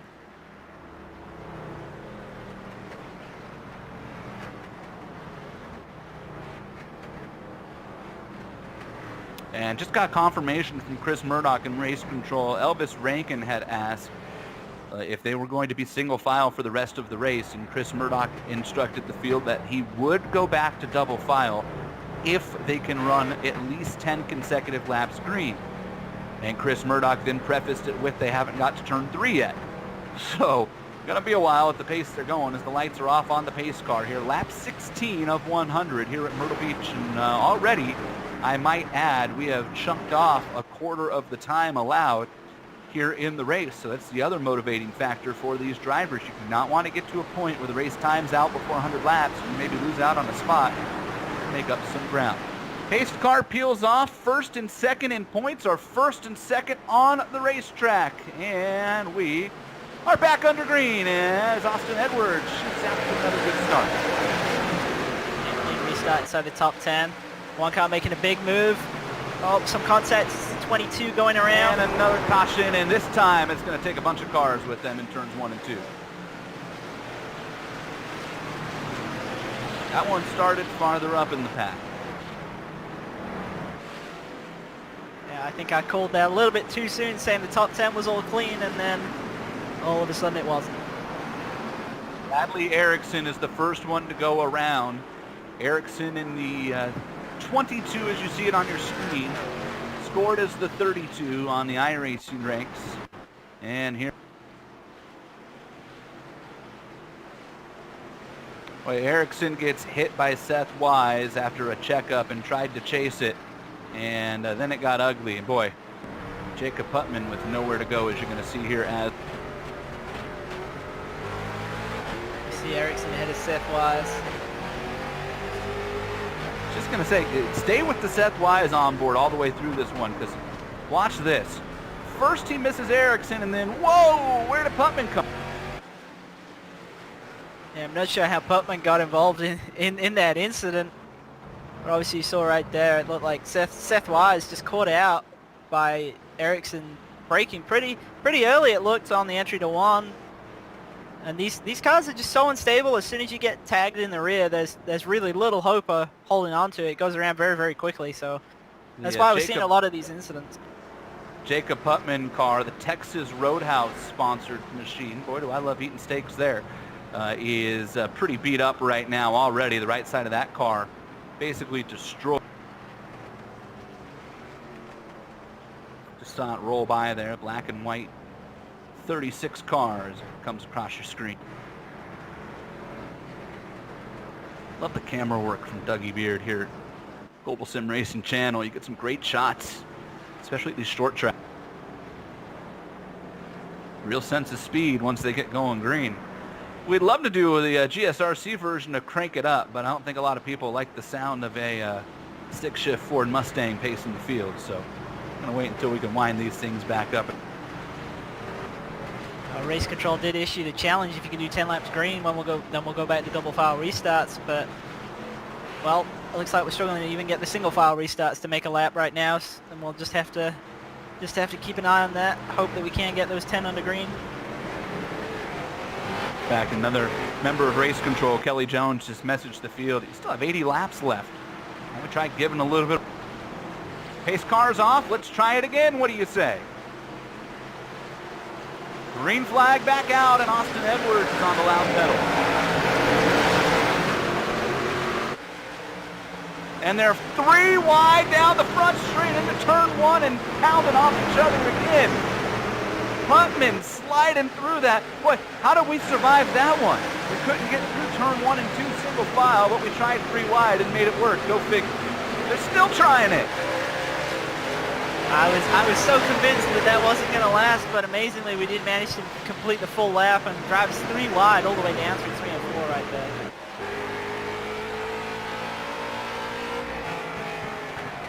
The longest green flag run of the race. 2 laps now. As Carson Lucas on board, looking out the back of that race. In the 12th position. That's Holmes you're looking back at. Battle for 4th. McClenny under attack. It's Landon Lewis inside of Cave McClenny. See McClenny stuck on that top side. Lewis has got the preferred line right here. Still able to keep a quarter on him all the way down into 1. McClenny having to run really, really high. Going to just try and get a good run off. But it looks like the advantage is moving towards Landon Lewis here. Boy, McClenny doing his best. We said off the top of the show here, Christian, this is not a 2-wide racetrack. You never know it right now. Watching Cave McClenny. Yeah, he's doing a great job on that top side. He's just able to kill the run that Lewis has off of 2, just enough to maintain so that he can manage to stay nose to nose through 3 and 4. Landon Lewis with Wounded Warrior Project on the nose of that race car. Of course, the great nonprofit that supports our wounded men and women of the military branches here in the United States. And Dobitz Construction on the hood of Cave McClenny's car. It's a longtime sponsor of both Cave and Cale and their real-life racing ventures, which started in Curtin County Raceway Park in Bakersfield, running Bandolero class where they were pretty tough to beat.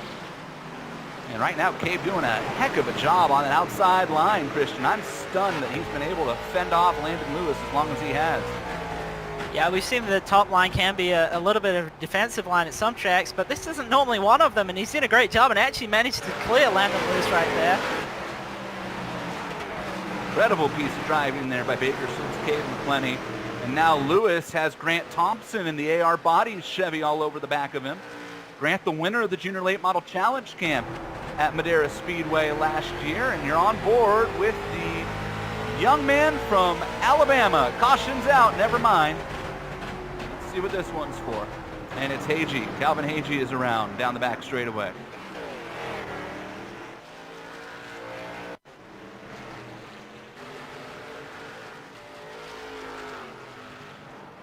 See Hagee losing it completely on his own right there.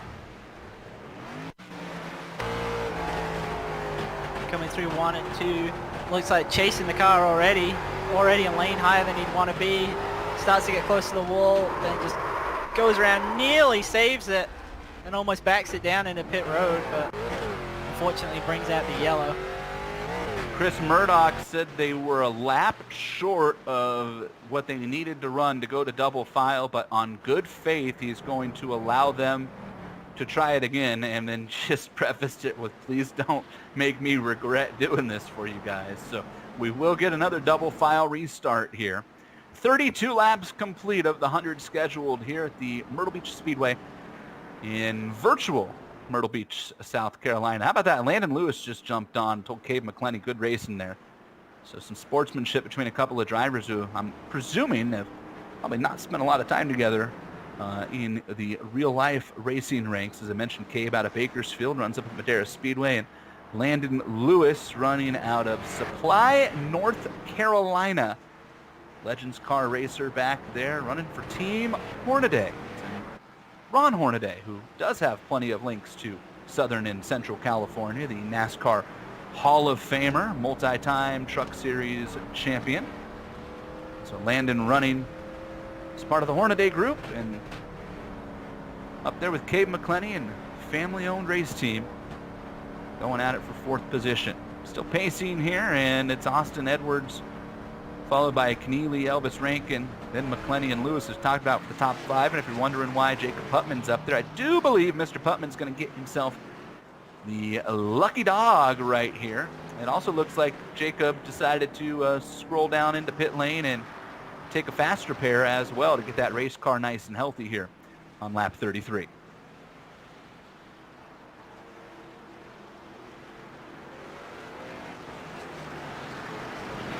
It looked like he was trying to get out of pit road before the pace car. It didn't look like he was able to do it. Now dropping down to the bottom, dropping himself all the way to the tail end of the line.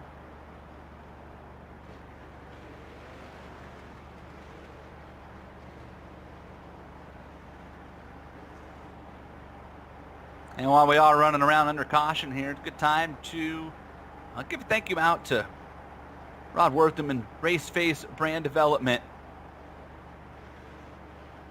Went out of their way to help get these junior late model drivers organized, put the series together, all the great sponsors. It's a reason why there's so much cash on the line here in this Mobile One Junior Late Model eSports Series presented by Madera Speedway. And Rod's right there at the top of the list that you want to call. If you are a driver and you're looking to take your branding and PR to the next level, Rod's worked with a lot of drivers, made a name for themselves in this sport, and has helped us put this series here together as well. Pace car peels off.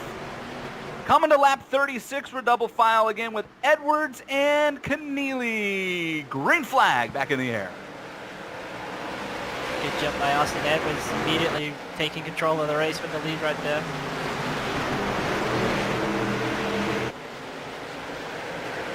Far so good. Faith has worked out. Race control. Cars come up off the 3 and 4. We will get a clean lap in on a double file restart. How about that? We're going to lap 37. Once again, we've got McClenny on the top side, Lewis on the bottom, and re-rack of that same battle they had on the last restart. Oh, we see some big contact in the big wreck. Caution flag flies. Somebody just got a massive piece of the wall in turns 3 and 4. And it's Cassidy Hines. Sokol involved in that as well as Cox, it looks like. Cassidy Hines might have actually been kind of late to that party. It looks like Cox got a little bit of help on the entry to 3 here from the 12 car, yeah.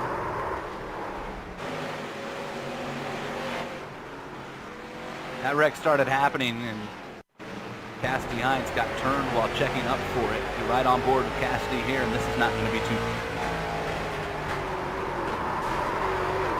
See already on the brakes and getting tagged from behind, just dragging down that inside wall. Nearly got away with it. And Calvin then Hagee came in there. Nose-to-nose contact. Some pretty big damage on both those cars. Go back under caution here as we will come around to lap 40 this time, and you look at the Cassidy Hines entry. Cassidy will be a new driver running for Rookie of the Year in the 5150 Junior Late Model Series out at Madera Speedway this year. Part of the Nate Clower Motorsports team out of Arvada, Colorado.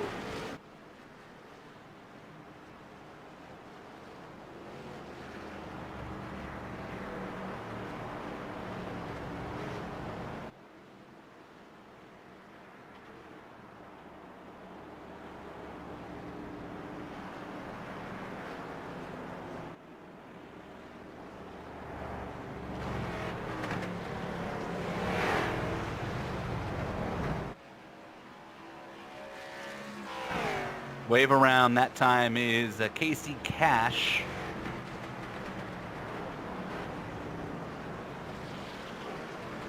I believe that's going to put Casey back on the lead lap. A couple cars who are not on the lead lap right now.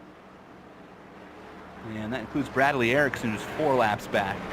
Calvin Hagee and Jacob Putman are both being scored 1 lap down right now as well. Bradley Erickson with that 4 laps down, that's going to be really tough to get that back, especially with 2 cars ahead of him as well, with also 1 lap to get back each.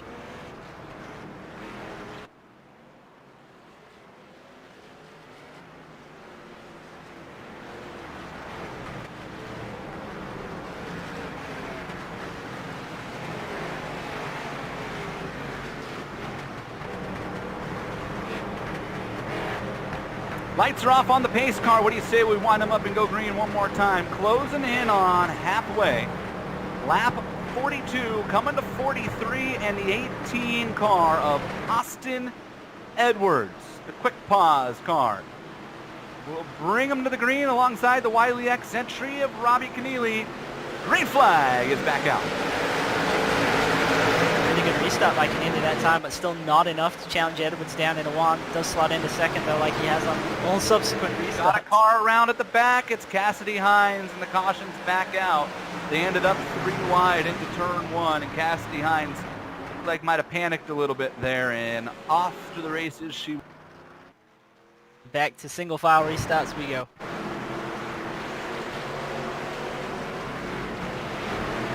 Another look. Boy, you wonder why Putman's allowed to basically jump the restart there and forced 3 wide on Cassidy Hines. They got. Yeah, and see that's an interesting move, and I'm not sure if that goes against the earlier directive we had from race control, which said that you couldn't pass the car before the start line. And I guess technically hasn't passed the car because he wasn't nose ahead, but I mean that's pretty much a pass to me. I mean you're alongside a car that you should really still be behind at that point. So I think it's on some of the drivers to stop jumping these restarts, and that's really what it is. They need to still be 2 by 2 coming to the line, or in this case, single file.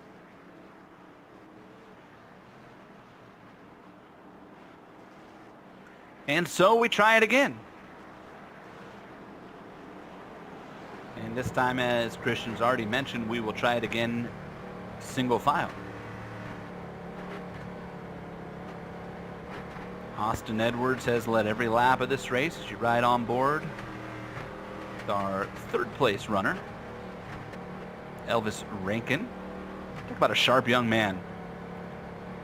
Elvis Rankin. Come on out to Madera a couple of times. He's hung out with us out there out of New Mexico. Also a Legends car racer. He's also running the Lucas Oil Formula Series. 12 years old is Elvis. Stephen Blakesley threw him up on the microphone at Madera last year. Magic happened. Told that young man, if you don't have a future in a race car, you probably got one taking over my job. Here he is in 3rd place right now, having his best run of this series. Rowdy Energy 54 car there for Mr. Rankin.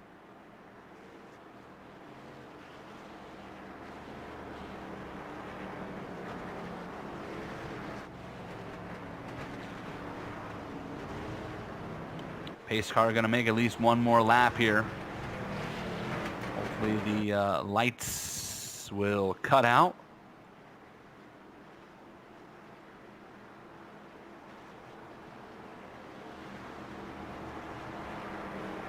Off they go, and here we go.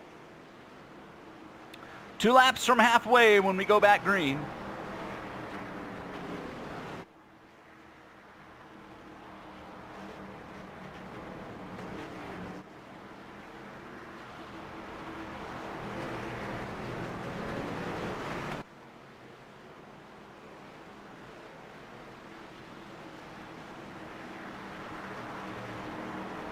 Pace car peels off. Austin Edwards controls the field with Robbie Keneally right behind him. Tucked up. Green flag back in the air. Coming to lap 49 at Myrtle. We already see drivers ducking down to the bottom in turn 1, trying to get underneath and get double file already. Looks like 12 of Jay Juleson trying to make a move on the 67 right there at Cameron Boland. Austin Edwards brings us up out at turn 4 and will win the halfway challenge presented by Raceface Telmed. Halfway here at Myrtle Beach Speedway. And it goes to Austin Edwards, who also won the award in our opener at Las Vegas. And last week he was buried about 15th in the field at the halfway point. Still found a way to come back and win the race. Although, I tell you what, Christian, we're finally getting another little green flag run here. Robbie Keneally's not going away. Yeah, definitely. Keneally's looking really strong right now. Probably given Austin Edwards the biggest challenge he's had all season at this point. And we've seen in previous rounds, Keneally's had some good pace, just not quite able to match Edwards. This might be the first time he's able to really bring the challenge to him. Looking out of the nose of Robbie Keneally, riding up on the roof camera here. Another one of those sharp young drivers from the Madera Speedway crew. And another family-owned race team here for Robbie and his team, and Wiley X, the sunglass company, on the nose of that car. Robbie's got a younger brother and a younger sister also run out at Madera as well in the Mini Cup division, and the caution is back out here on lap 52. Looked like it might have been Cameron Boland. It's Jacob Putman back there. Cassidy Hines is pretty far back as well. Here's your GSRC replay. Let's see what happens.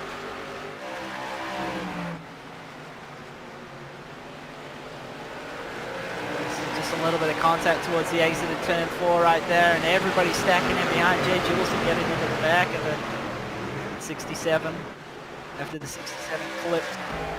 On board with Jay Juleson. Christian, tell me what you see as a driver. You see that you can't really see a great deal, but Jay Juleson just getting into the gas right there, and you can see the 67 ahead of him wasn't really going at all. I'm not quite sure who he was nearly turning around. It might have been Cade Brown. We'll have to take a look. It was Cade Brown. Cameron Boland got into Cade Brown, and Jay Juleson had nowhere to go. Boy, you want a linguistic experience, go on board with Seth Wise through that crash. I feel like that's about the third time today Seth Wise has had everybody wreck around him. Let's take a look.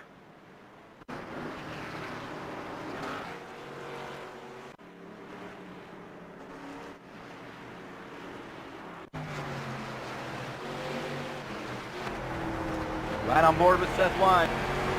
Yeah, you can see it happening right in front of him. Just able to duck to the outside there and avoid the spinning cars to his inside. But just keeping an eye on the incidents, so to speak, as we did last week.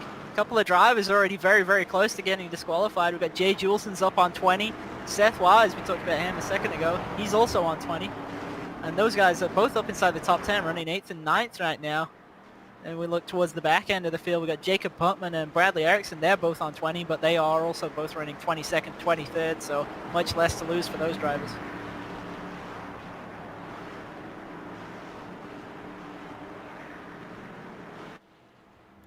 Coming around, we'll be on lap 57 out of 100, and by my official scoring, we are also, unofficial, I should say, scoring. We're also at the 2/3 of the way mark on time in this race. Remember, it's a 45-minute timed race, and we are just past the 30-minute mark here at Myrtle Beach, and the pace lights will stay on for at least one more lap. So these guys and girls could really use a strong green flag run here to get another 25 or 30 laps in before they start stacking anybody up again. Or, 40, 41. 41 would probably be good too, right, Christian? Yeah, definitely. And I think the longest green flag run we've seen so far was that 9-lap run where race control then switched back to double file restarts. It's unfortunate that we've not been able to get much green flag running in tonight. I'd really like to see that battle between Edwards and Keneally play out. It looks like Keneally might have something for him, and obviously if we keep getting these yellows, it's taking laps away, and it's taking away some opportunities there. And for some of our other drivers trying to get through the field as well, they're obviously going to struggle with minimal green flag laps. Pace lights are out. Pace car pulls off. Jaden Walbridge has retired from this race. and will finish dead last in 24th. And the driver who was on the podium a week ago and inside the top 10 in points, that's going to hurt. Keneally gave a big old bump to Austin Edwards as the green came out. That actually cost Robbie Keneally. Remember, you got to go on the green. You're probably better off just timing it as we get off into turn one. The first side-by-side battle is back there. For the 5th position, it's between McClenny and Grant Thompson trying to roll the outside. Yeah, McClenny dropped back a little bit on that last restart. Trouble, caution. Turn 3 down by the inside wall. We had one go around and get kind of stuck down there, and this time it is Colby Sokol. See Sokol going to the top side here and getting assistance again. Not sure who it was that sent him around. Joey Stearns sent Sokol around. Another look on board of Sokol, looking out the back of this race. And you can see right there, it looked like Stearns had missed the bottom lane by at least half a car width there and just tagged the right rear of Sokol and spun him around.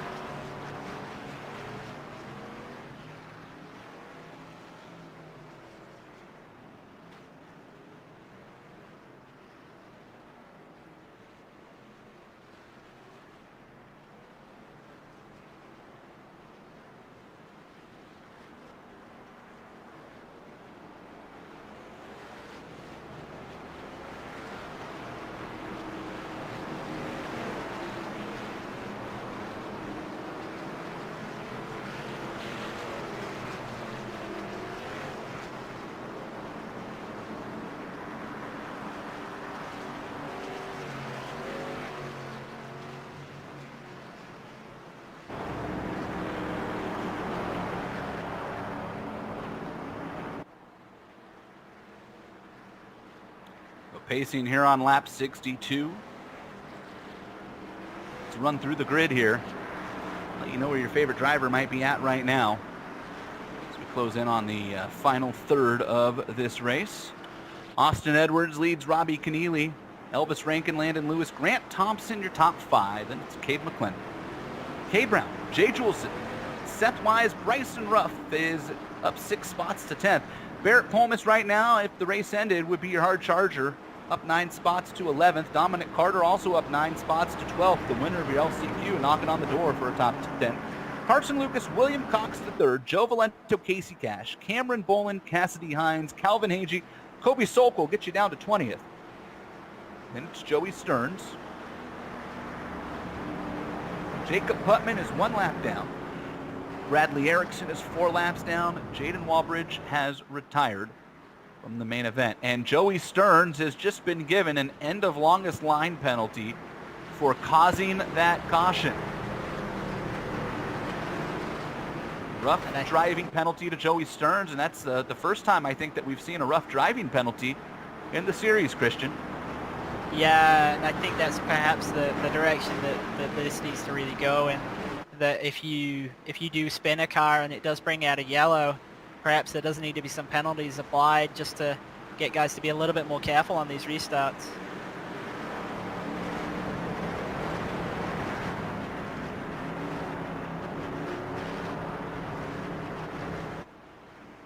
Pace car peels off Austin Edwards, brings us to the green, and boy, Robbie Keneally was just way off that time. In fact, so was Rankin in 3rd, and we got a battle for 3rd, and it's Lewis inside of Elvis Rankin as they come up off turn 2. Yeah, Lewis with a big jump there, and Rankin now stuck on that top side. And big another wreck in the caution. back. Big wreck.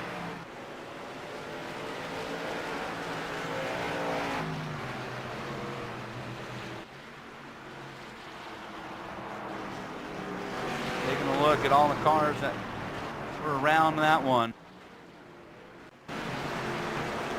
Take a look at our GSRC replays. Calvin Hagee's in it and is really beat up. In fact, Calvin might have been the only car to really take any impact in that. Yeah, looks like he was getting down into one on the top side and got some assistance again from behind and turned straight up into the fence.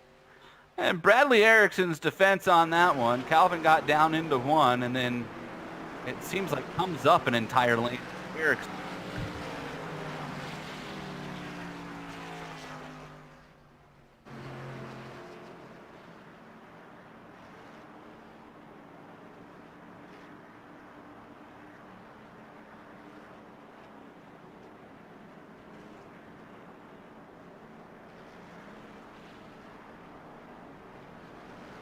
Lap count now is 67 coming to 68. Lucky dot goes to Jacob Putman. And that'll put him back on the lead lap.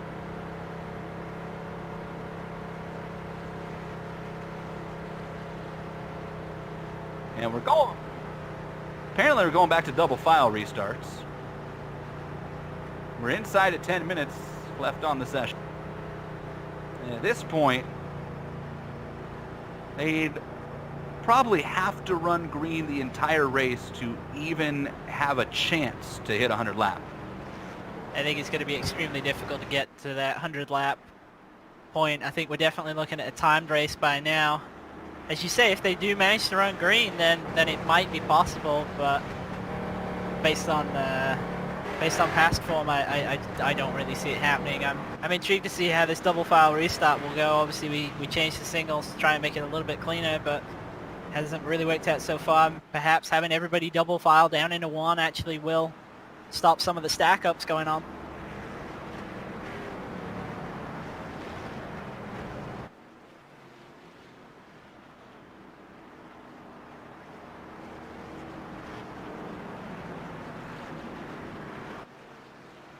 So Nick Loden was trying to talk. Nothing came out in the race surge there.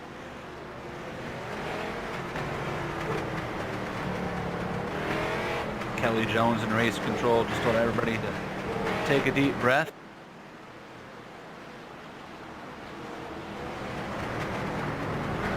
Lights are out. Here we go. Let's see what we can do this time. Trying to get a good green flag running here to the end of this race. Austin Edwards and Robbie Keneally. And if Robbie can play it right, we've seen he's been just as quick as Austin Edwards at times. Pace car is off. Keneally trying to roll the outside. There's the green, and Edwards again got a Keneally trying to defend second. Will pull in front of Rankin. They're side by side from third on back. This time we see Landon Lewis as the driver on the top side. Kind of picked up some stuff that he learned earlier when he was being held down on the bottom himself. Trying to get past Rankin for third. Looks like he's got a good run on the exit of four. Rankin hugging the white line. Lewis trying to kind of diamond the exit of two and pick up that run. Not quite clear yet. Up off of 3 and 4, and a new third place car is Landon Lewis as he clears Elvis Rankin and moves up to a podium spot. Rankin's got to be really careful here. He's got Grant Thompson's looking very aggressive behind him. Caution's back out, and again, it's at the back of the pack. Oh, and they're still wrecking big. Dominic Carter just backed down and took out Kobe Sokol. But it was Carter where the crash started. Well, it actually started even in front of Carter. William Cox.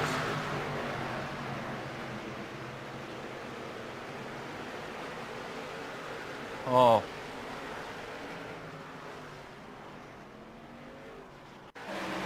Boy, how about William Cox here? Would we call these before the race? They're talking about them as a little bit of landmines. And you see right there, the nose just popped a mile in the sky as he went over one of those curbs and spun him around.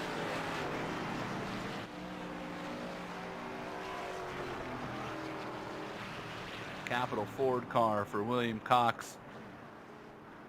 Not looking too hot right now.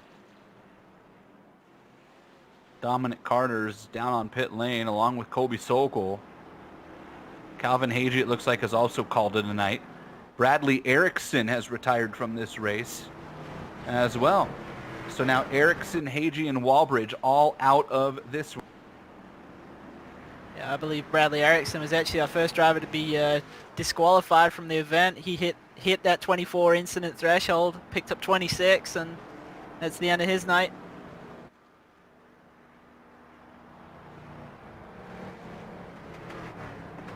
Kobe Sokol and Dominic Carter have both lost laps here under this caution as well. And we are at T-minus 5 minutes left in this race. Austin Edwards, Robbie Keneally, Landon Lewis, Elvis Rankin, Grant Thompson, your top 5. Then it's Cade McClenny, Cade Brown, Jay Julson, Bryson Ruff, Seth Wise. That's your top 10.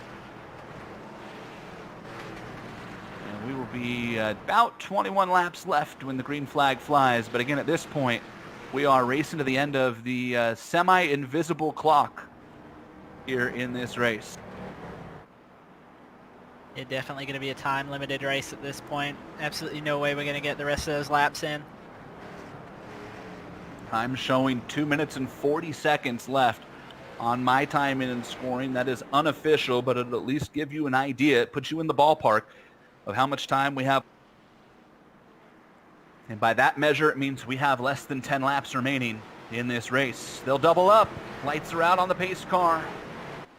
We're ready to go back racing.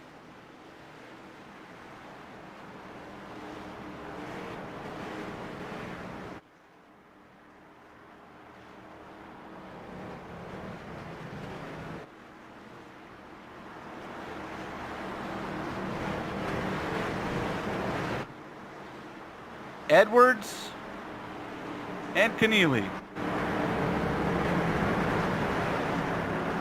Who's going to win round 3 at Myrtle Beach as they come off of turn 3 and 4? Green flag back out, and boy, Austin Edwards nailed that one. In fact, so did Landon Lewis. Keneally challenged for second for the first time tonight. Austin Edwards sets sailing, is nice and clear for the lead. Battles for second. Huge wreck upside down is McClenny. Giant wreck down the back straightaway. The caution is back out. Cade McClenny ended up upside down. Another car bounced off the wall. I think it was Rankin. And that is going to do it. Looked like it all started with Rankin on the outside of 2. I think he got a bit of the wall, and then there was a huge stack-up effect behind him. And I really feel for McClenny right there. He got driven into the pit road on his roof right there, all the way down the backstretch.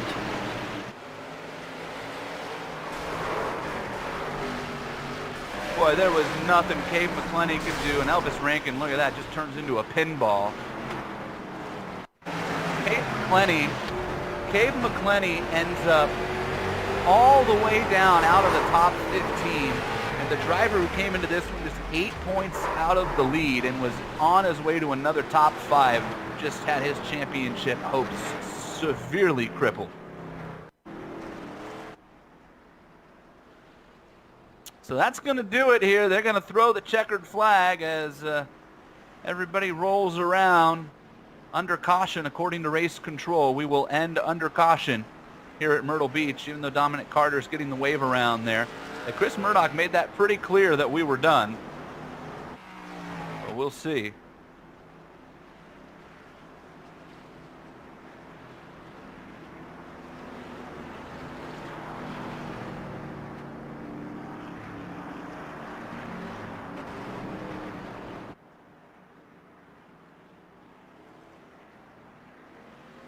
I think after this race, there's going to be some serious shakeups in terms of penalties, and definitely something for the restart rules, because we're seeing just so many incidents, especially on these restarts. And these drivers just need to give each other a little bit more space, and we've seen that they can do it. We've had some really good racing, and obviously we actually did have some really good racing here tonight when it did go green, and unfortunately one of the drivers that provided that to us ended up finishing upside down in the pit lane. So that's a real shame, and a big dent to his championship challenge.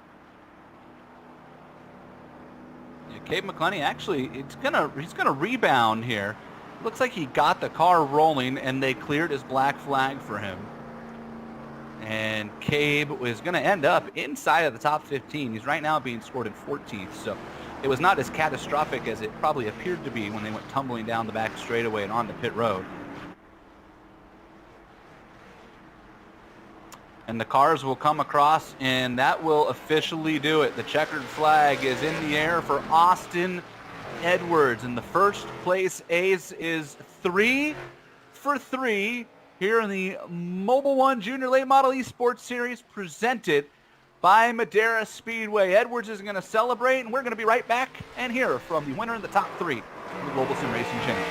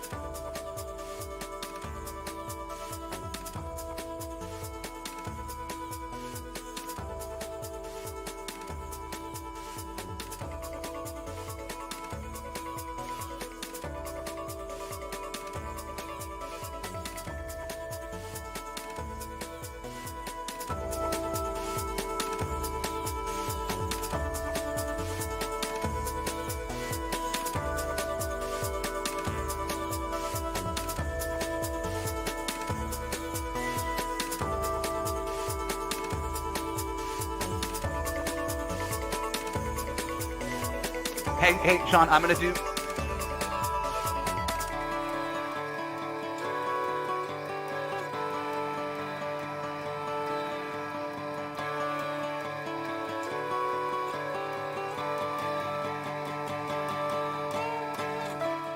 Welcome back to the virtual Myrtle Beach Speedway in Myrtle Beach, South Carolina. Round 3 of the Mobile One Junior Late Model eSports Series presented by Madera Speedway is in the books, and it's Austin Edwards, the first place ace, going 3 for 3 here in this series with a victory over Landon Lewis in a race that ended up about 15 laps short of its scheduled distance and ending under time constraints. Robbie Keneally finishes third and will hold on to second place in points. Seth Wise with his best finish in the series. Barrett Pullman is fifth. Carson Lucas, Cameron Boland, Casey Cash, Cassidy Hines, and Joey Stearns, your top 10.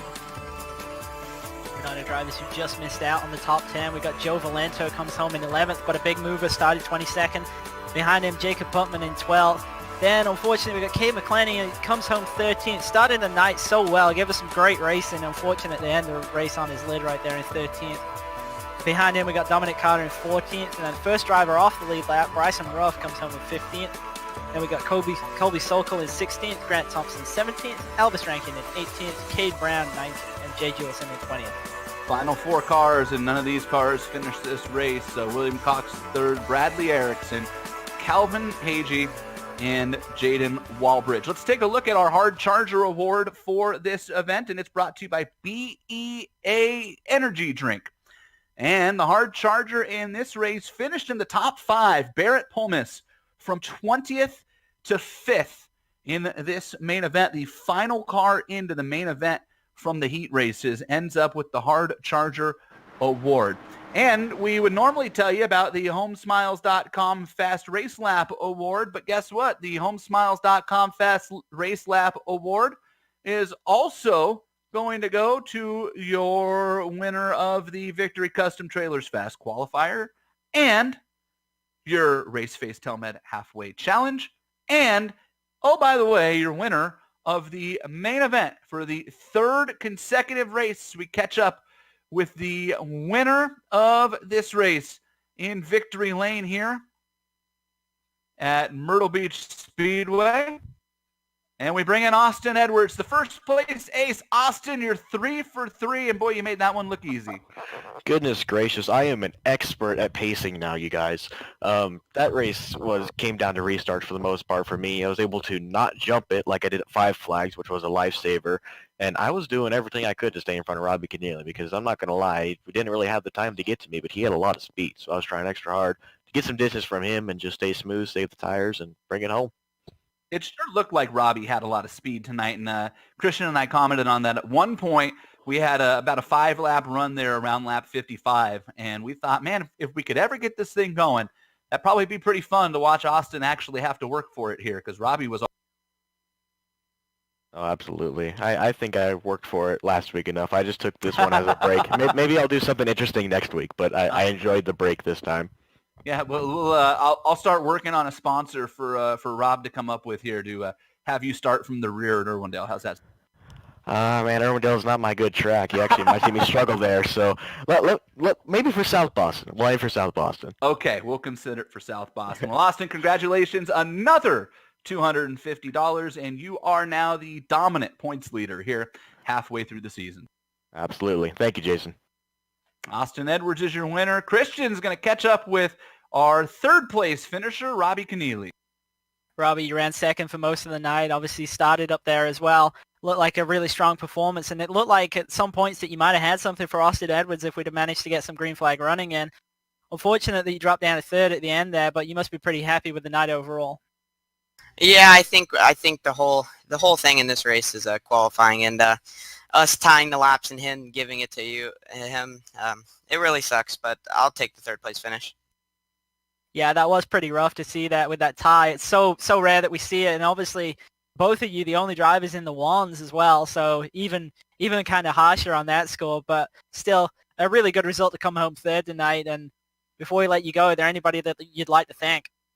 Yeah, I got to thank Wiley X, I got to thank American Swim Academy, Line X, Lemurs Buick, and that's it. All right, well, thank you for coming and chatting with us, and congratulations on the 3rd place. Good luck for next week. Yep, thank you. Robbie Keneally, who will hold on to 2nd place in points, and I'm not going to venture to guess who's in 3rd because a final lap crash might have messed up a lot of things there, so we'll just have to wait for the update and get to it next week. And that's going to do it for us here. Couldn't get Landon Lewis in here. Hopefully get to talk to him next week as well. Want to thank everybody that helped us put this race on here at Myrtle Beach today. That includes Mobile One, Madera Speedway, Race-Based Brand Development, Racecraft One, Victory Custom Trailers, HomesMiles.com, PEA Energy Drink, Filia Design, and Race-Based Telmed. Thank you as well to Sean Ambrose, our director, Dougie Beard, Christian Challoner, and the entire GSRC crew. A reminder, we're back next week, same time, same place, 6:15 Eastern, 3:15 Pacific, Thursday at Irwindale Speedway, my home track where I cut my teeth as an announcer. I'm super excited for that race as well. For everybody here at GSRC, I'm Jason Galvin saying thank you so much for joining us. Congratulations to Austin Edwards, your winner in round 3 here at Myrtle Beach Speedway. Until next time, remember, the only one who remembers when you come home in 2nd place is your wife and your dog. Good night.